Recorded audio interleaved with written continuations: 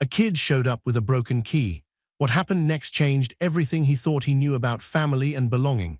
When the people who should protect you lock you out, where do you turn? Sometimes salvation comes from the most unexpected places, wearing leather and riding steel. If you're new here, subscribe and comment your location. Now let's begin.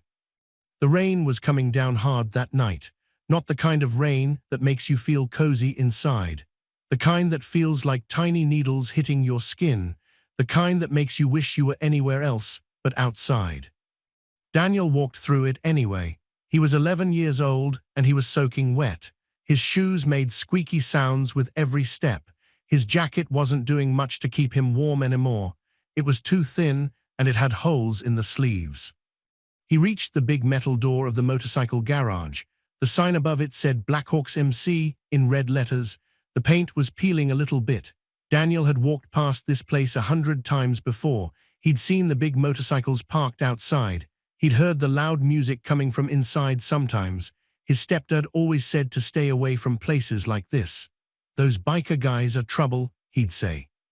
But Daniel didn't have anywhere else to go tonight. He pushed the door open. It was heavy, really heavy, the kind of door that makes a loud sound when it moves. Inside, it was warm. The air smelled like oil and metal and something else Daniel couldn't name. Maybe it was the smell of work, of things getting fixed. A man looked up from where he was bent over a motorcycle engine. He was big, not fat, just big, like he could lift heavy things without trying too hard. He had grease on his hands and some on his face too. His name was James, but everyone called him Sealers. He wore a black vest with patches all over it. "Can I help you, kid?" Sealers asked. His voice wasn't mean, just surprised. Daniel held up his hand. In his palm was a key, but it wasn't a normal key anymore. It was broken right down the middle, snapped clean in half. The lock was different, Daniel said. His voice didn't shake even though he was shivering. "I tried to use my key, it broke." Sealers stood up slowly. He wiped his hands on a rag, but it didn't really help. The grease was in deep. He looked at the broken key, then he looked at Daniel's wet clothes, then he looked at Daniel's face. "How long you been out in that rain?" Sealers asked. "Maybe an hour," Daniel said. "I walked around for a bit first. I didn't know where to go." Another man came out from the back room. This one was even bigger than Sealers. His arms were covered in tattoos. Dragons and skulls and words Daniel couldn't read from where he stood. His name was Mark, but his biker name was Jax.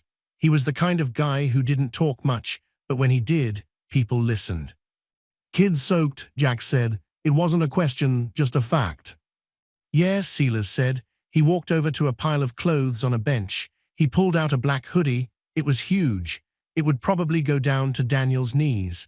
The Blackhawks MC logo was on the front, a bird with its wings spread wide. "Put this on," Sealers said, handing it to Daniel. "You can change in the bathroom. It's through that door." Daniel took the hoodie. It felt warm in his hands, like it had just come out of a dryer. He went to the bathroom and peeled off his wet shirt. His skin was covered in goosebumps. The hoodie swallowed him whole when he put it on, but it was dry and warm, and that was all that mattered. When he came back out, Jax was standing at a counter with a bowl. Steam was rising from it. "You eat yet?" Jax asked. Daniel shook his head. "Sit," Jax said, pointing to a chair. The bowl was full of stew, beef and potatoes and carrots. It was hot, really hot. Daniel had to blow on each spoonful before he ate it, but it tasted better than anything his mom had made in months. Actually, his mom hadn't cooked in months. That's why it tasted so good. Sealers sat down across from him. He didn't say anything for a while. He just watched Daniel eat, not in a creepy way, more like he was thinking about something. "So your stepdad changed the lock?" Sealers finally asked. "Yeah," Daniel said between bites. "He does that sometimes when he's mad." "What's he mad about this time?" Daniel shrugged. "I don't know, maybe nothing, maybe everything. He's always mad about something." "Your mom home?" Sealers asked. Daniel stopped eating for a second. He stared at the bowl. "Yeah, she's there, but she's asleep." "It's only 8 o'clock, Sealers said. "She sleeps a lot," Daniel said quietly. The pills make her tired. The garage got very quiet then. The only sound was the rain hitting the roof. It sounded like drums, boom, boom, boom, boom, over and over. Silas and Jax looked at each other. They didn't say anything, but something passed between them. Some kind of understanding that didn't need words. "You got any other family?" Jax asked. "Grandparents, aunts, uncles?" "My grandma died last year," Daniel said, "and my real dad lives in another state. I don't even know which one. He left when I was little." "Friends?" Silas asked. "Someone's house you could go to?" Daniel thought about that. Maybe, but it's late. And their parents would ask questions. They'd probably call my stepdad. Then he'd get even more mad. "What's your stepdad's name?" Silas asked. "Paul," Daniel said. The name felt heavy in his mouth, like a stone. "Paul got a job. Sometimes he works construction, but he got laid off last month. Now he just sits at home and drinks beer and yells at the TV." Silas nodded slowly. "What about you? School going okay?" "I guess," Daniel said. "I get good grades. My teacher, Miss Jennifer, she's nice. She lets me stay after class sometimes and do my homework there. It's quiet. Nobody yells." "That's good," Silas said. "Education matters, kid. Don't let anybody tell you different." Daniel finished the stew. His stomach felt full for the first time in days. Paul didn't like to spend money on groceries. He said Daniel ate too much, that he was growing too fast, and it wasn't fair to make him pay for all that food. "You want to learn something while you're here?" Silas asked suddenly. "Learn what?" Daniel asked. "About engines," Silas said. "About how things work. Come here." Daniel followed Silas to the motorcycle he'd been working on. It was old. The chrome was a little rusty. The seat had a crack in it, but Silas was looking at it like it was made of gold. "This here's the carburetor," Silas said, pointing to a part covered in grime. "It's got a problem. It's flooded. You know what that means." Daniel shook his head. "Means too much fuel got in there," Silas explained. "The passages that let air through, they got clogged up, so the engine can't breathe right, can't work right, just sits there dead, even though everything else is fine." Silas handed Daniel a tool. Sometimes things just need their passages cleared out, need someone to help them breathe again, then they work just fine. Daniel took the tool. It felt good in his hand, solid, real. "Like this?" he asked, trying to unscrew a piece the way Silas showed him. "Just like that," Silas said. "You're a natural." They worked together for almost an hour. Silas talked about compression and spark plugs and timing chains. Daniel didn't understand all of it, but he understood enough. He understood that when something was broken, you could fix it. You just needed the right tools and someone to show you how. "My stepdad gave away my dog," Daniel said suddenly. He didn't know why he said it. The words just came out. Silas's hands stopped moving. "What?" "My dog, his name was Buddy. He was a brown mutt, not special or anything, but he was mine. He slept on my bed every night. Paul said he barked too much, said he couldn't deal with the noise. So one day I came home from school and Buddy was just gone. Paul said he gave him to a farm somewhere, but I don't think that's true. I think he just drove him somewhere far away and left him." Silas put down his wrench. He turned to look at Daniel fully. "How long ago was this?" 3 months, Daniel said. "I cried for a week. Paul said I was being a baby, said it was just a dog and I needed to grow up." "A boy's dog ain't just a dog," Silas said quietly. "That's his friend, his family." Daniel felt something hot behind his eyes. He blinked fast. He hadn't cried in front of anyone since Buddy left. He wasn't going to start now. "You got school tomorrow?" Silas asked, changing the subject. "Yeah," Daniel said. "I have to be there by 8. "You can stay here tonight," Silas said. "There's a couch in the back office. It's leather, smells like old oil and road trips, but it's comfortable. I've slept on it plenty of times myself." "Really?" Daniel asked. Hope crept into his voice before he could stop it. "Really," Silas said. "But tomorrow we gotta make some calls, figure this situation out properly. You can't just keep showing up here with broken keys. That ain't right. That ain't how a kid should have to live. Daniel nodded. Okay. Jax appeared again. He had blankets and a pillow. Cooch is ready, he said. The back office was small but clean. There were posters of motorcycles on the walls, a desk covered in papers, and a big leather couch that looked like it had been there since the beginning of time. The leather was cracked in places, but when Daniel lay down on it, it felt like the most comfortable thing in the world. Sealers brought him a glass of water. You need anything else? No, Daniel said. Thank you for everything. Get some sleep, kid, Sealers said. Tomorrow's a new day. After Sealers left, Daniel lay there in the dark. He could hear the rain still hitting the roof. He could hear the guys talking in low voices in the main garage. He couldn't hear what they were saying, but he could hear the tone. Serious, concerned. For the first time in months, Daniel felt safe. Really safe. Not pretend safe where you have to sleep with one ear open in case someone starts yelling. Actually safe. He pulled the Blackhawks hoodie tighter around himself and closed his eyes. Tomorrow would come soon enough, but tonight he was warm and dry and nobody was going to hurt him. That was enough. The next morning, Daniel woke up to the smell of coffee and bacon. For a second, he forgot where he was. Then he remembered the broken key, the rain, the garage. He sat up and rubbed his eyes. His clothes from yesterday were hanging on a chair. They were dry now. Someone must have put them there during the night. When he walked out to the main garage, Sealers was already awake. He looked like he'd been awake for hours. Maybe he never went to sleep at all. Morning, Sealers said. There's breakfast on the counter. Bacon and eggs, help yourself. Daniel ate quickly. He kept looking at the clock on the wall. School started at 8. It was already 7:15. I called someone last night, Sealers said, sitting down with his own cup of coffee. A friend of mine, her name is Rita. She works for social services.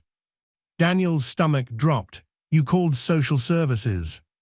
Don't panic, Sealers said calmly.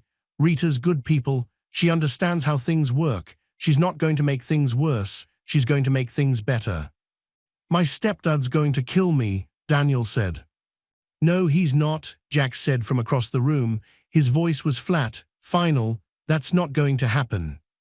There was a knock on the garage door. Sealers went to open it. A woman walked in. She was maybe 40 years old. She had dark hair pulled back in a ponytail. She wore jeans and a jacket, not the kind of outfit Daniel expected from a social worker. She looked normal, like someone's mom. You must be Daniel, she said, walking over with a small smile. I'm Rita. Hi, Daniel said quietly. Rita sat down next to him. Sealers told me what happened, about the lock, about your key breaking. I need to ask you some questions, okay? And I need you to be honest with me. Nobody's going to get mad at you for telling the truth. Daniel nodded. Does your stepdad hit you? Rita asked. Daniel looked down at his hands. Sometimes, not a lot, just when he's really mad. What about your mom? No, she doesn't hit me. She just sleeps mostly. The pills Sealers mentioned. Do you know what kind of pills? The orange bottles, Daniel said. From the doctor, she takes a lot of them, more than the bottle says to take, I think. Rita wrote something in a notebook. When was the last time you had a real meal at home? Daniel had to think about that. Maybe a week ago, Paul brought home pizza, but he ate most of it. What do you usually eat? Whatever's in the pantry, crackers, cereal, sometimes bread with peanut butter. Rita kept writing. She asked more questions, about school, about friends, about whether Paul had ever locked him out before. Daniel answered all of them honestly. There was no point in lying now. After about 30 minutes, Rita closed her notebook. Okay, Daniel, here's what's going to happen. I'm going to go talk to your stepdad and your mom today. I'm going to explain that things need to change. In the meantime, you're going to stay somewhere safe. Where? Daniel asked. With a foster family, Rita said. Their names are David and Lucy. They're retired. They live in a quiet house about 15 minutes from here. They've taken care of kids before. Good kids who just needed a safe place for a little while. How long is a little while? Daniel asked. I don't know yet, Rita said honestly. Could be a few weeks, could be longer. It depends on what happens with your mom and Paul. But I promise you this, nobody's going to lock you out in the rain again. That's not happening anymore. Daniel felt something strange in his chest. Relief, maybe. Or hope, he wasn't sure which. Can I still come here, he asked, looking at Silas. To the garage. Silas smiled. It was the first real smile Daniel had seen from him. You better, he said. We got engines to fix. Can't do it all by myself. Rita drove Daniel to David and Lucy's house. It was small and painted white with blue shutters. There were flowers in the front yard even though it was almost winter. Lucy was waiting on the porch. She was older, with grey hair and glasses. She looked like the kind of grandma who baked cookies and read bedtime stories. Welcome, Daniel, she said warmly. Come on in, I made lunch. The house smelled like soup and bread. It was clean but not too clean. There were pictures on the walls, a big TV in the living room, books on shelves. It looked like a real home, the kind Daniel had only seen in movies. This is your room, Lucy said, opening a door down the hall. It's not big, but it's yours. Nobody's going to come in without knocking first. The room had a bed with a blue blanket, a desk, a lamp, a window that looked out at the backyard. It was simple, but it was more than Daniel had expected. Thank you, he said quietly. You're welcome, sweetheart, Lucy said. Now come eat, you look too skinny. The next few weeks passed in a strange blur. Daniel went to school every day. David drove him there in the mornings and picked him up in the afternoons. Lucy made dinner every night. Real dinners, chicken and vegetables, spaghetti with meatballs, meatloaf with mashed potatoes. Daniel ate until he was full every single time. And every Saturday, David drove him to the Blackhawks garage. Silas was always there waiting. He taught Daniel how to change oil, how to check tire pressure, how to clean chrome until it shined like a mirror. The other guys in the club started to know Daniel's name. They'd nod at him when he came in. Sometimes they'd ruffle his hair or ask him about school. Daniel felt like he was becoming part of something bigger than just himself. One Saturday, a new guy showed up at the garage. His name was Miller. He was younger than most of the other guys, maybe 25. He had slicked back hair and a cocky smile. He was trying to join the club. Silas said he was a prospect. That meant he had to prove himself first. Miller watched Daniel working on a motorcycle chain. Who's the kid? He asked Jax. That's Daniel, Jax said. He helps out. Helps out? Miller laughed. Looks more like the club's charity project to me. The entire garage went silent. Every single person stopped what they were doing. Tools stopped moving. Conversations stopped mid-sentence. Even the radio seemed to get quieter. Silas stood up slowly from where he'd been working. He walked over to Miller. He wasn't walking fast. He was walking slow, deliberate, like a lion walking towards something it was about to eat. What did you just say? Silas asked. His voice was quiet, dangerously quiet. Miller's cocky smile faded a little. I just meant, you know, he's just a kid hanging around. He's not just a kid, Silas said. His name is Daniel. He shows up here every Saturday morning at 9 o'clock sharp. He works hard. He asks questions. He learns. He doesn't complain. He doesn't make excuses. He's got more integrity in his little finger than most grown men have in their whole body. Silas stepped closer to Miller. You want to be part of this club? Then you need to understand something. We don't measure men by their luck. We don't measure them by where they came from or what hand life dealt them. We measure them by how they carry themselves, by whether they do right even when nobody's watching, by whether they show up when things get hard. Silas pointed at Daniel. That kid there, he's been through things you couldn't imagine, things that would break most adults, and he's still standing, still trying, still showing up. That makes him worth 10 of you on your best day. The garage was so quiet Daniel could hear his own heartbeat. Now you got two choices, Silas continued. You can apologize to Daniel right now, look him in the eye and say you're sorry, or you can walk out that door and never come back. Your call. Miller looked around the garage. Every single person was staring at him, waiting. Nobody was smiling. Nobody was going to help him out of this. He turned to Daniel. His face was red. "I'm sorry, kid, that was out of line." "It's okay," Daniel said quietly. "No, it's not okay," Silas said. "But it's done. Miller, you're on cleaning duty for the next month. Every Saturday. Floors, bathrooms, everything. Maybe that'll teach you something about respect." Miller nodded and walked away to start cleaning. Jax came over and put a hand on Daniel's shoulder. "You good?" "Yeah," Daniel said, "I'm good." The weeks turned into months. Rita kept working with Daniel's mom. She got her into a program for the pills, got her into counseling. Paul moved out. Rita said the divorce papers were already filed. Daniel's mom was trying, really trying, but she still wasn't ready to take care of Daniel full-time, not yet. So Daniel stayed with David and Lucy, and every Saturday he went to the garage.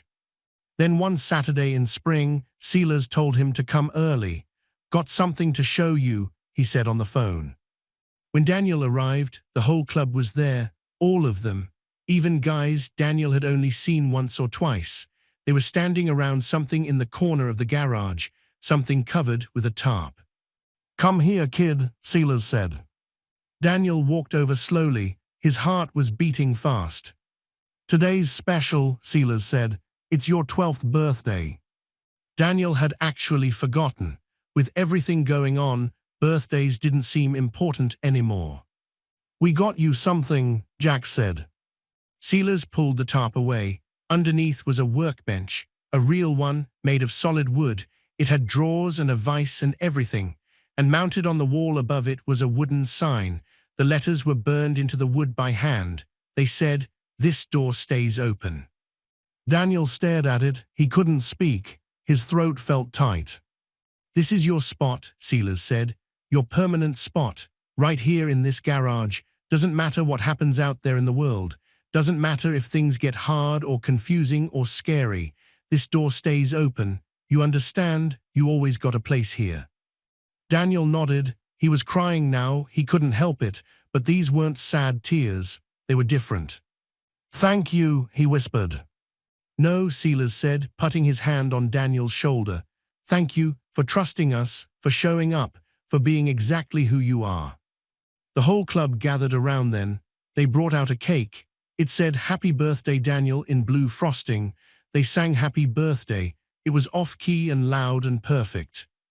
Later, after everyone had cake and the party was winding down, Daniel sat at his new workbench. He ran his hand over the smooth wood. He looked at the sign on the wall. "This door stays open." He thought about his old house, the one where the lock kept changing, where the key broke, where he never knew if he'd be able to get inside or not. That wasn't his home. It never really was. This was his home, right here, with these men who rode motorcycles and fixed engines and kept their promises, with Silas and Jax and all the others who looked out for him, with David and Lucy who fed him and asked about his homework, with Rita who fought to keep him safe. His old home locked from the outside. You needed the right key to get in, and sometimes even the right key wasn't enough. But this new family, they didn't even need a key. The door was always open, and Daniel finally understood what that meant. It meant he belonged, not because of what he could give them, or because he was convenient, or because the lock happened to work that day. He belonged because they wanted him, because they chose him. And that was something nobody could ever lock out. Daniel picked up a wrench and started working on the motorcycle Silas had left for him. His hands moved with confidence now. He knew what he was doing. He'd learned from the best. Outside, the sun was shining. Inside, the garage smelled like oil and metal and home. And somewhere in Daniel's chest, in that place where fear used to live, there was something new growing. It felt like hope, like safety, like family. And it felt permanent. Thank you for watching Daniel's journey from a broken key to an unbreakable bond. Now I need to know, have you ever found family in the most unexpected places? Drop a comment telling me where you're watching from and what moment hit you hardest. Your story matters. Subscribe so you never miss these life-changing tales.